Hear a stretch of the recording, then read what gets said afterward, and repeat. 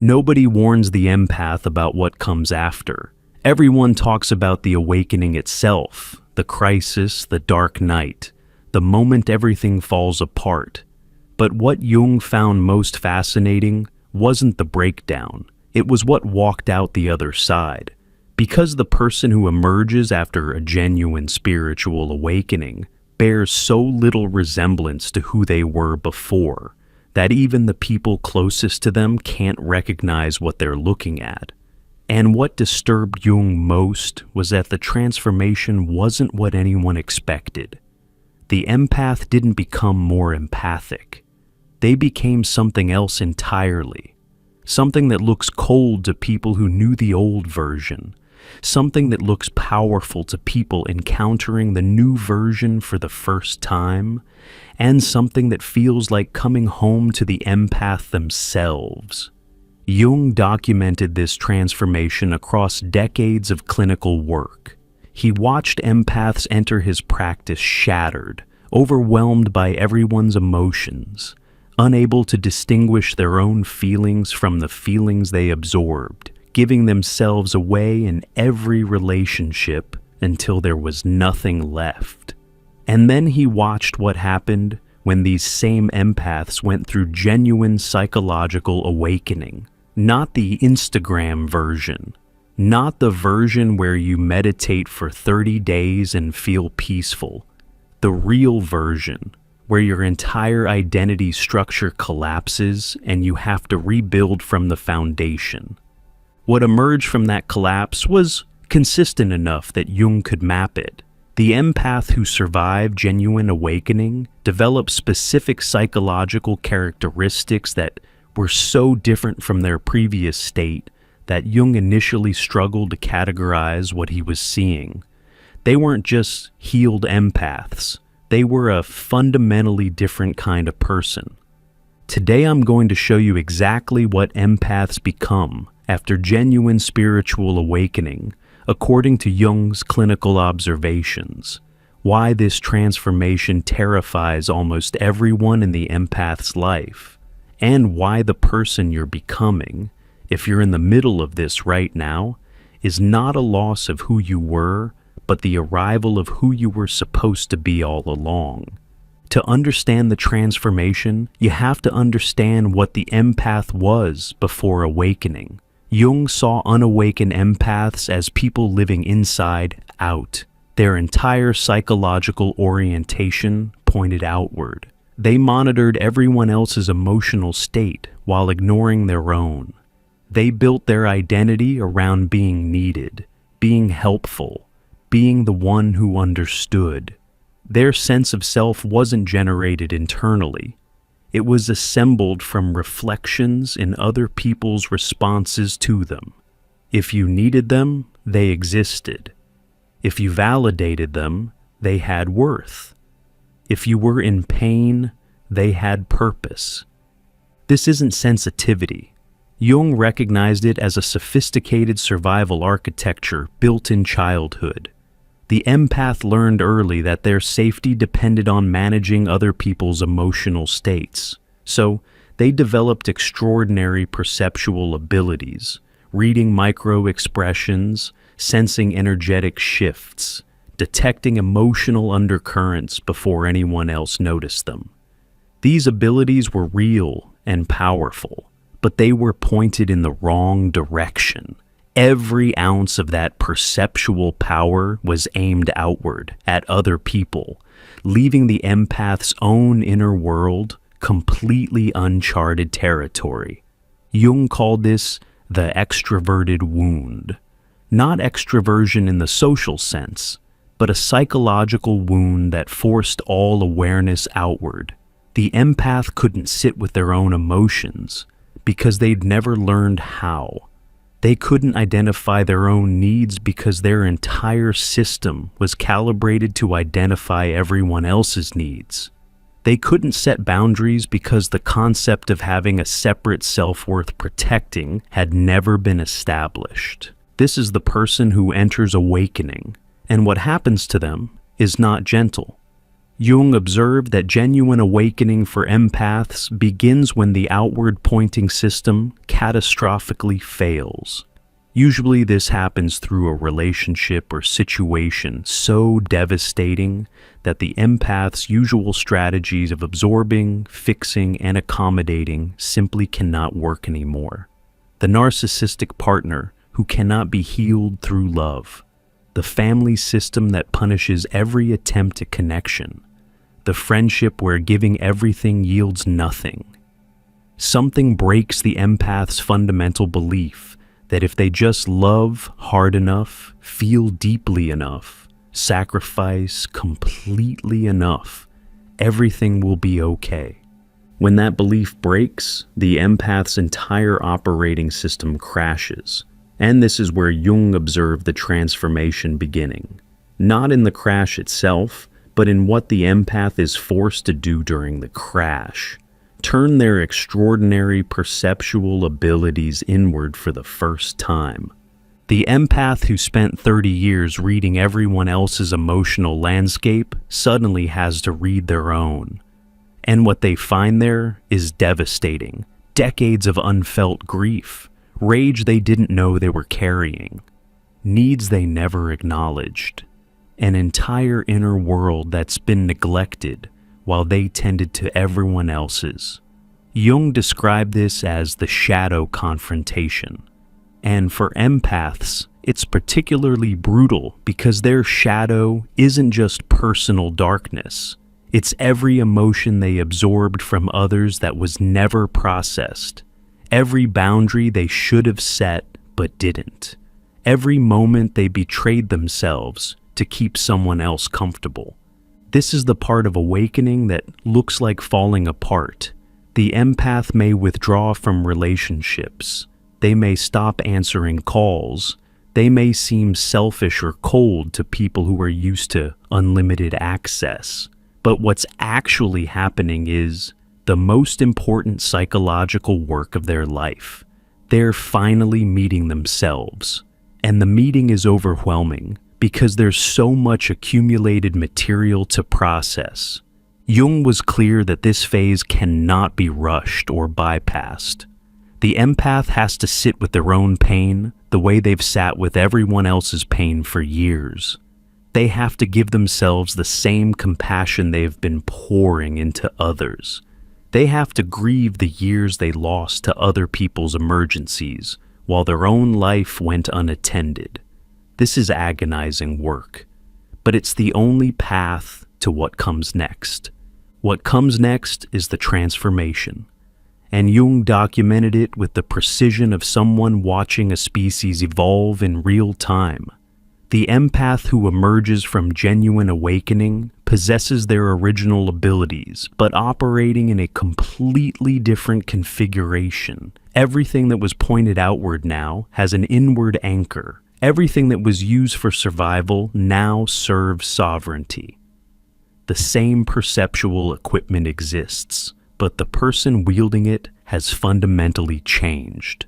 The first thing Jung observed was the development of what he called selective permeability. Before awakening, the empath was an open system. Everything came in, nothing was filtered. After awakening, the empath develops the ability to choose what they let in and what they keep out. They still perceive emotions, energies, and undercurrents, but they no longer automatically absorb them. It's the difference between standing in a rainstorm with no umbrella and standing in a rainstorm with the ability to decide which drops you let touch you. This doesn't look like building walls. It looks like developing a membrane, something alive and responsive that opens to what's nourishing and closes to what's toxic.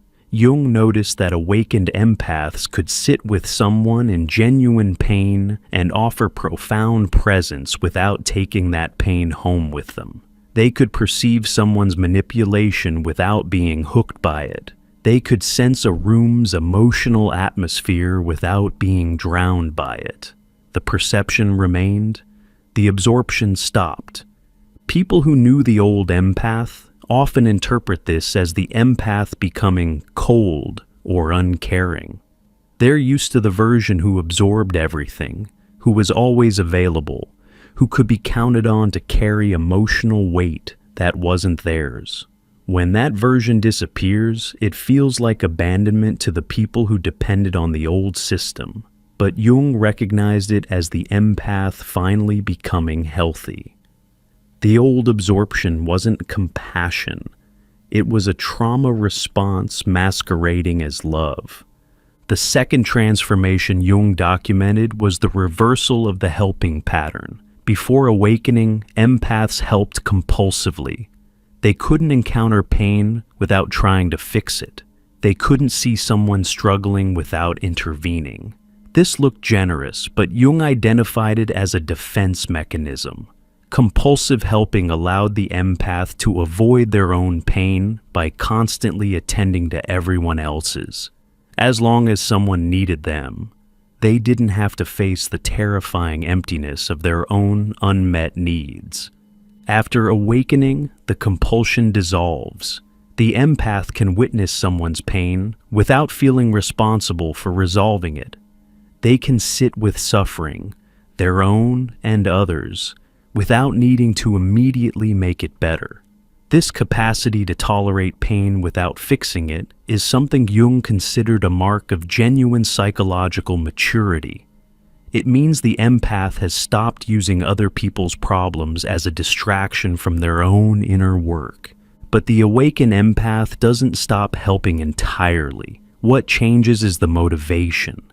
Before, helping was driven by need, the need to feel worthy, to feel safe, to feel like they had a reason to exist. After awakening, helping becomes a choice made from fullness rather than emptiness. The empath helps when they genuinely want to, when the situation actually calls for their involvement, and when they can offer something without depleting themselves. This selective engagement is far more effective than the old pattern of indiscriminate giving, because help offered from wholeness actually helps. Help offered from desperation just creates codependence. Before we continue, check out our new guide, True Self-Discovery, with 24 practical reflection exercises inspired by the teachings of Carl Jung, designed to help you find your way within. Click below to get True Self-Discovery. The third transformation Jung found was perhaps the most startling to outside observers. The awakened empath develops what he called integrated authority. Before awakening, empaths were often passive, accommodating, conflict avoidant. They'd swallow their truth to keep the peace. They'd abandon their position the moment someone pushed back. They'd apologize for having needs, for taking up space, for existing in ways that inconvenienced others. This wasn't gentleness, it was the absence of self. After awakening, the empath discovers something they never had access to before: their own anger. Not reactive rage, not displaced frustration, but clean, clear, boundaried anger that says no and means it. Jung observed that this was often the shadow element empaths had most thoroughly repressed. They'd been taught that anger was dangerous, that good people don't get angry, that spiritual people transcend anger. So they'd buried it so deep that they lost access to the very emotion that protects boundaries. Awakening digs that anger up, and when empaths first make contact with their repressed anger, it can be alarming, both to them and to everyone around them. They may go through a period where they seem harsh, where their no is louder than it needs to be, where they're overcorrecting for decades of being too soft. Jung considered this a necessary phase. The pendulum has to swing before it finds center.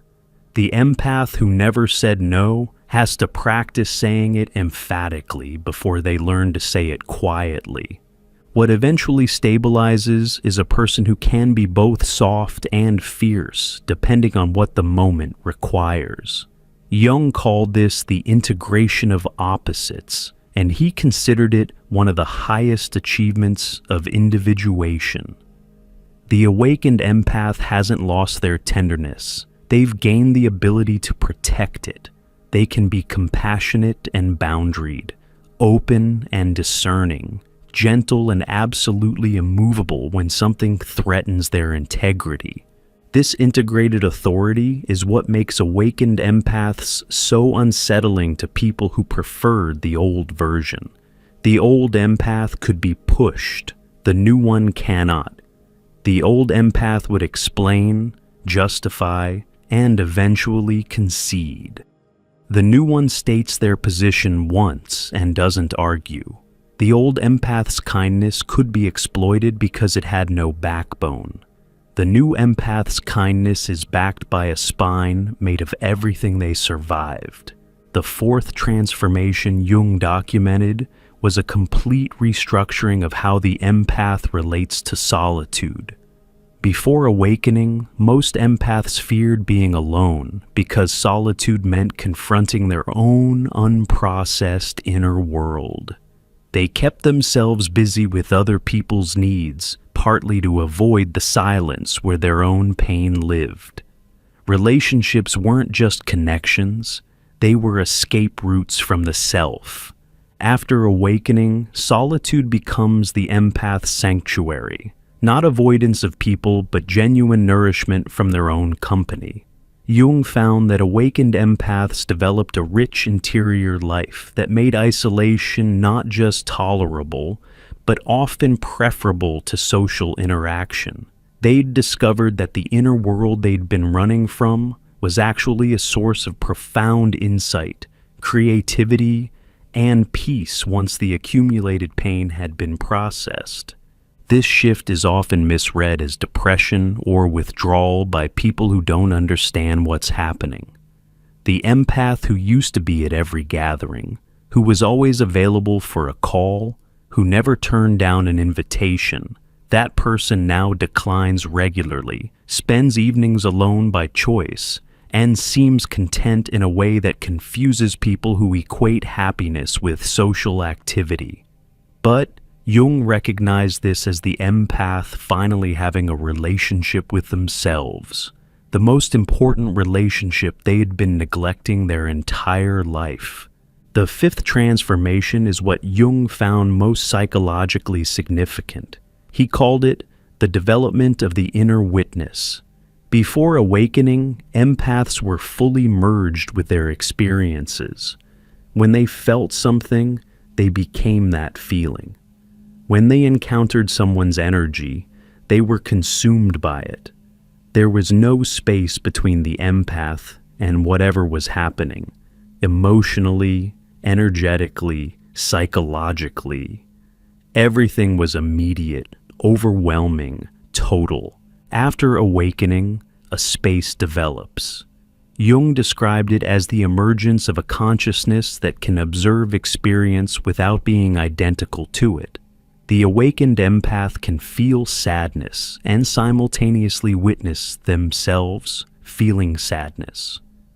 They can perceive someone's manipulation, while a calm part of their awareness notes the dynamic without being pulled into it.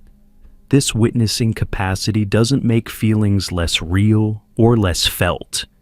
It creates a psychological anchor that prevents the empath from being swept away. This inner witness is what gives awakened empaths their characteristic steadiness. They're experiencing everything as intensely as they ever did, maybe more intensely because they're no longer numbing or deflecting, but they're no longer at the mercy of what they experience. There's a center that holds. Jung saw this as the establishment of the self, as the organizing principle of the psyche, replacing the ego's frantic attempts to manage through absorption and accommodation. The combination of these transformations produces a person that Jung found remarkable in clinical observation. The awakened empath retains their extraordinary perceptual abilities, but wields them with discernment. They can read a room, but choose what to engage with. They can sense someone's wound but resist the compulsion to heal it. They can feel deeply but return to their own center afterward. They can be present with suffering without being destroyed by it. Jung noticed something else about these individuals that surprised him. They became natural catalysts for transformation in others, not through effort, not through trying to heal anyone, but through the sheer force of their integrated presence. When someone who has done genuine shadow work sits with you, something shifts. Their refusal to perform, to accommodate falseness, to participate in unconscious dynamics, creates a field where other people's masks become uncomfortable, not because the awakened empath confronts them, but because authenticity makes inauthenticity harder to maintain. This catalytic quality is what Jung considered the awakened empath's true gift, not the old pattern of absorbing everyone's pain and trying to fix them. Something far more powerful and far less exhausting. Just being real, just being whole, just being present without agenda, and letting that presence do whatever work it's going to do in the people who encounter it. But Jung also documented the costs of this transformation because he believed in honesty about difficult truths. The awakened empath loses people. Not everyone can handle the new version. Relationships built on the old dynamic, where the empath gave endlessly and the other person received endlessly, cannot survive the shift. When the empath stops absorbing and starts having boundaries, people who depended on the old system experience it as betrayal. Some will leave. Some will try to guilt the empath back into the old pattern. Some will declare the empath has changed for the worse, has become selfish, has lost their heart. This loss is real and it hurts. Jung didn't minimize it. The awakened empath may find their social circle shrinking dramatically. Family relationships may become strained or severed. Long friendships may end. The empath grieves these losses even as they recognize the relationships were built on dysfunction rather than genuine connection. You can know something was unhealthy and still grieve its ending. Both truths can live in the same heart. What fills the space left by these departures is different from what was there before. Jung observed that awakened empaths eventually attract relationships of a completely different quality. Not relationships built on need and rescue, but relationships built on mutual wholeness. Two people who don't need each other to feel complete, choosing to share their completeness. This is rarer and quieter than the intense dramatic connections empaths are used to. But it's sustainable in ways that trauma bonds and codependent dynamics never were. Jung ultimately saw the awakened empath as evidence of what individuation looks like when it happens to someone with extraordinary perceptual gifts. The abilities don't go away. They mature. The sensitivity doesn't disappear. It gains structure. The depth of feeling doesn't diminish. It finds a container strong enough to hold it. If you're in the middle of this transformation right now, if you're in the phase where everything is falling apart and the person you used to be is dying and you're not sure who you're becoming, Jung would want you to know that what's happening to you is not destruction. It's construction. You're not losing yourself. You're finding yourself for the first time. The person who absorbed everyone else's reality is dissolving so that the person who can finally inhabit their own reality can emerge. That emerging person will not be who you expect. They'll be quieter than you imagined, more boundaried than you thought you were capable of being, more comfortable with solitude than you ever believed possible. They'll feel less, not because they've numbed, but because they've stopped carrying what was never theirs. They'll help less, not because they've become cruel, but because they've stopped confusing self-sacrifice with love. They'll seem harder to people who preferred the soft version, but they'll know in that deep, unshakable place that awakening creates, that what looks like hardness is actually the first real softness they've ever possessed. Because genuine tenderness requires a self strong enough to offer it freely rather than hemorrhage it compulsively. This is what empaths become after spiritual awakening. Not less, not harder, not cold. They become themselves, fully, unapologetically, for the first time. With all their abilities intact and finally pointed in a direction that serves their life instead of everyone else's. That's the transformation Jung documented. That's what's waiting on the other side of the collapse. And it's worth every terrifying moment of the journey to get there.